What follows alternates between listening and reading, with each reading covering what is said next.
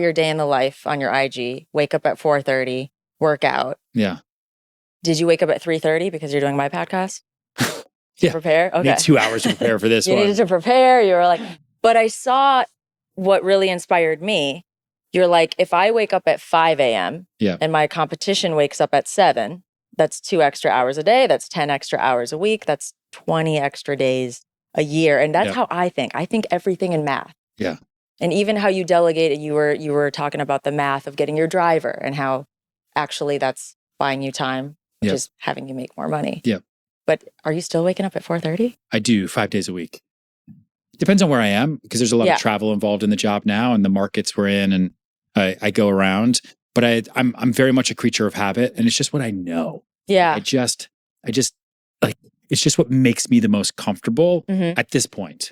At the beginning, when I started doing that, it was the worst. Like, I don't, and I was tired and exhausted and strung out. And I remember in an apartment not far from where we are right now in Tribeca with my dad. Is a long, long time ago. And I was complaining about my day. I don't know if I've ever told this story. I was complaining about my day and the work and the clients, and I got to wake up early, and I got to go to work on a Saturday. All the stuff. You're like, it's unfair. It's unfair. Like that used to be a word. My daughter uses that word now. It's unfair. It's all unfair. And I remember he looked at me and said, do you think that I wanted to wake up at 5 a.m. and go to the office every day? Do you think I didn't want to sleep in or go hang out with you guys or go watch TV? And it sounds so normal now, but like, I grew up with a dad who was incredibly regimented.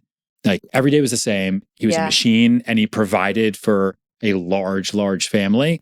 And it just seemed like that's what he wanted to do. Like, that's what he did. And hearing from him that it was a choice and not anything else other than that, it's like, oh, okay. So everyone has a hard. You just get to choose your hard. So I choose the hard of I work a lot every single day, but I also get to be the master and commander of my own world.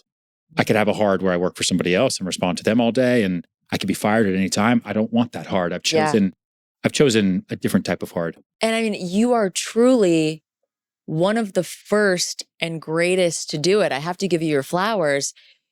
I think the connotation of real estate is it's the stodgy, old man, sort of old money sport, but you've scaled with over 14 offices. Offices, we have a lot. We're about to open our 16th state. Wow.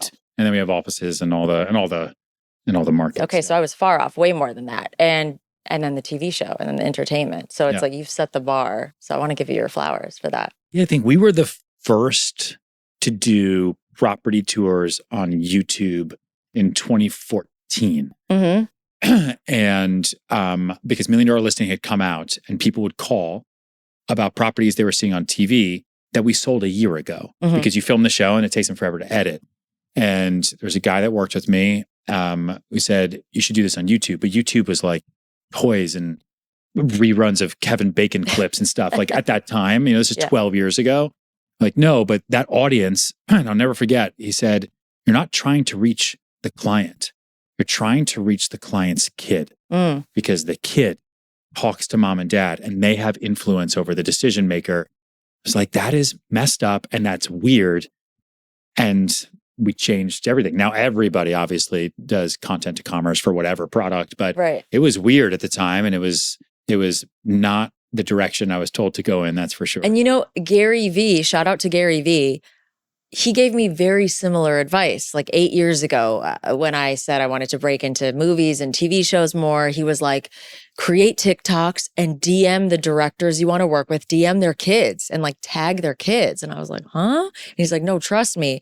It's exactly what you're talking about. So you work with a lot of different people. And since we get into the nitty gritty, I know you work with some of your clients are the 1% of the 1%.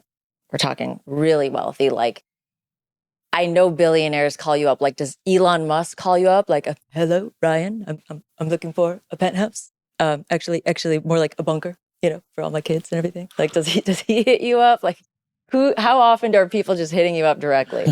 I don't know what's going on right now. I don't, it's hard for me to speak publicly about certain people, but I will say, I never knew what this app was called Signal. That I don't know if he created it or not, but Mark Cuban definitely championed when SEC came after him. And everything is admissible in court. Like if you heart a text, right, on your iPhone, that emoji can be admitted in court as an admission of your understanding and comprehending whatever that message was. It could be subpoenaed. Correct, right? Yeah. And so people at that level, they text, and they predominantly text and or call using that app Signal. And so I have this app called Signal on my phone, which is literally just billionaires and lawyers. And they'll message directly through like WhatsApp or iMessage or email. You'll deal with the family office and the other people that are involved. Yeah. But a lot of times they have, people love real estate and it's enjoyable and it's an exciting and it's an amazing store of wealth.